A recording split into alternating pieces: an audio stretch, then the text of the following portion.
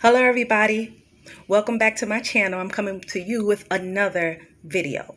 And if you're liking what you hear so far, please hit the like button, hit the subscribe button, and hit the bell notification so that you can get weekly updates of all the jewels that I want to share with you guys. Now, what am I talking about today? I'm talking about the active codependent and the dependent. Well, if you listen to my previous video, we kind of went in depth about what an active codependent is. So let's talk about a dependent. Well, a dependent is someone who's addicted to alcohol or drugs, and they can also be addicted to porn or gambling. Now, what happens in this very unique situation when an active codependent is in a relationship with a dependent? Well, I am going to share with you a coach relationship that I had with a young lady. Now, just so you know, she is fully aware that I'm going to be disclosing this situation. She filled out some forms regarding me sharing her information, but for the sake of shielding her identity, I will be using made up names. Now, this young lady, and let's call her Sharon, she was in a relationship with a dependent. Now, her fiance that she'd been in a relationship for more than 10 years, he was openly addicted to alcohol and drugs.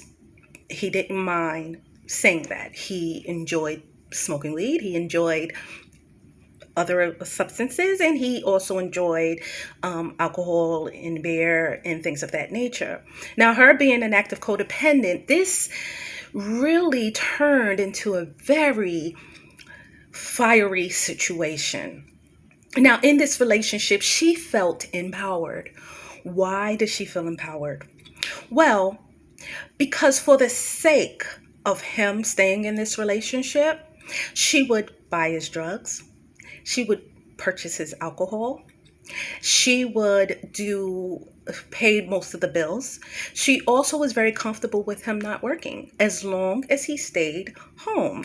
She was able to control what he was controlled by. And that fueled her need for control. And he was more than willing to do everything in that relationship because at the end of it all, he got a reward.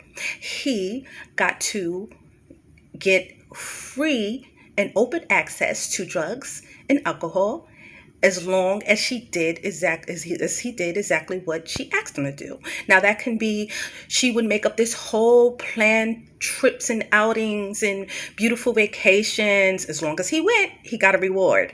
She would have him do things around the home. As long as he did them, he got a reward. Now, she seemed to be more concerned with him leaving the house and having a relationship with another woman than she was concerned about him leaving the house and going on his drug binges.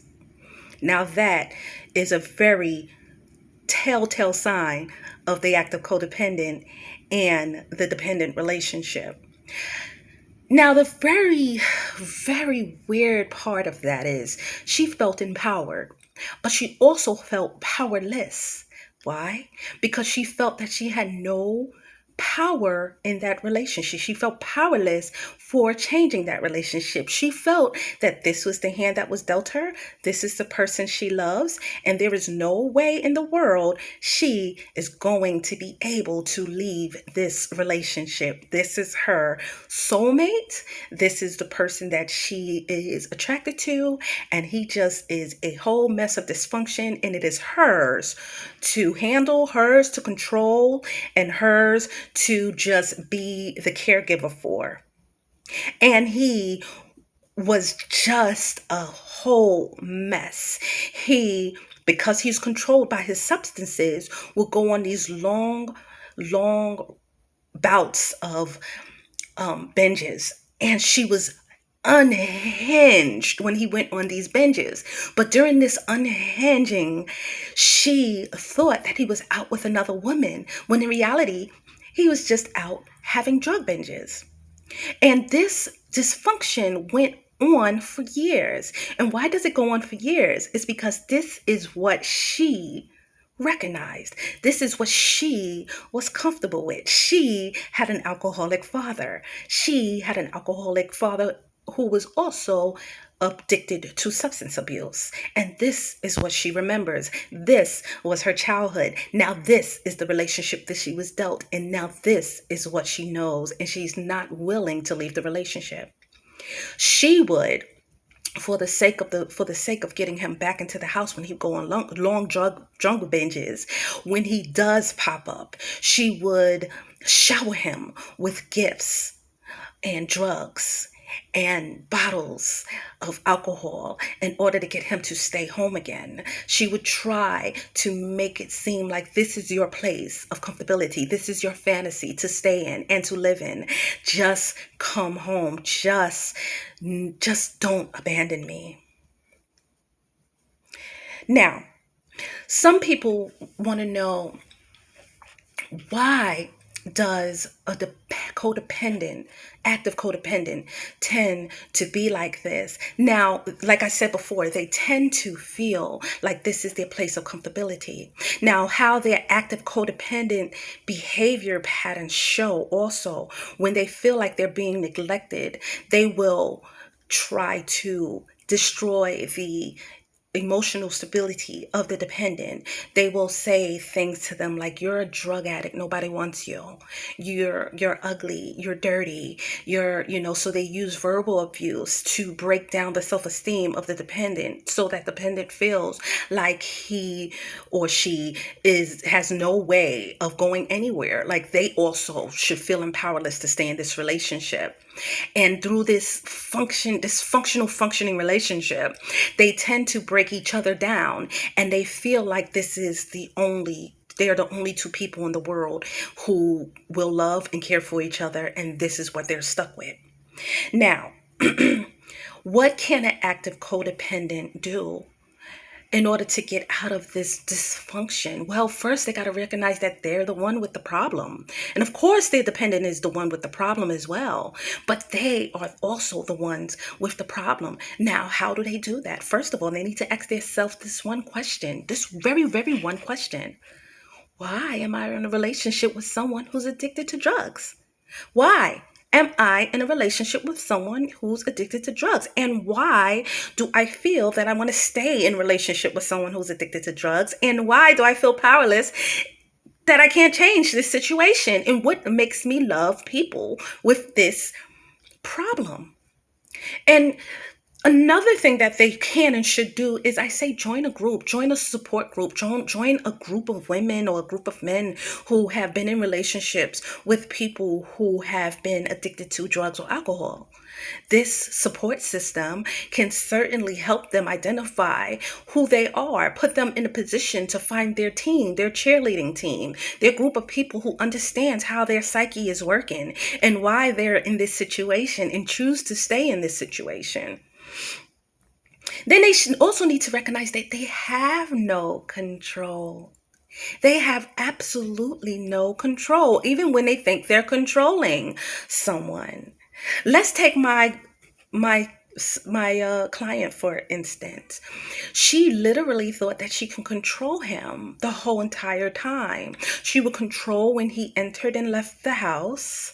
She would control what he did in the house. And she thought that she could control when he was outside the house for long periods of time. And ultimately, she ended up losing him in a relationship.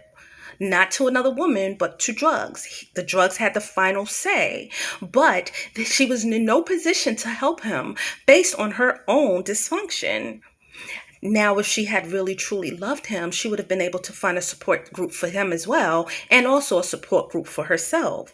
But instead, the constant dysfunction of breaking down of his self-esteem and him breaking down of hers caused not only for her codependency to keep flaring up and her mechanisms for control to keep pounding at that relationship, it caused him to stay also in his drug use. It caused him to run further into his drug use as well. Now, overall, I say to most of my clients is to take that energy and invest it. Invest it into something that you're passionate about. Now, what are you passionate about? What can you do to give back? What part of your experience that you can enter into, that you can resolve, but not only resolve it, then give back and teach someone how you overcame that situation. And even if you aren't in a position to do that, take that energy and put it somewhere else. Invest that energy into your own self-worth, into your own just overall life of what you want to become, the person you want to be. Create an identity of someone that you feel empowered by, someone that you look up to, and try to mock that blueprint so that you become just not only your triumph story, but your own success story, and that you can move past your codependency. You will find that once you get past that situation and you have become a better person, a better you, that you are no longer even attracted to people who are dependent. Now, the whole thing is we cannot, codependents, active or alike, passive or alike, we are in no position and can never help a person with their substance abuse. We have no power to do that. They have to be willing to do the work just like you. I thank you for coming today, and I look forward to sharing just more of my jewels. I see you next week. See you guys then. Bye.